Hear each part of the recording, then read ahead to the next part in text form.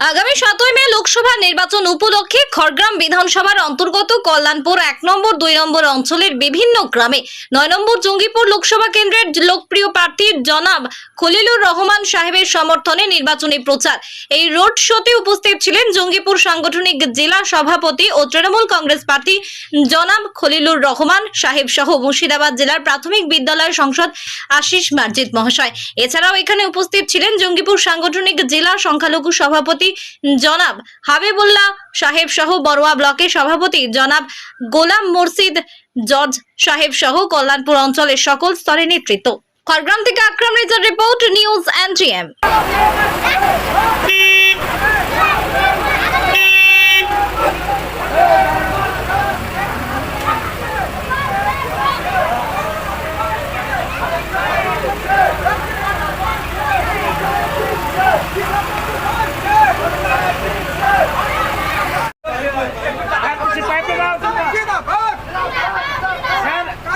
নাম লেখো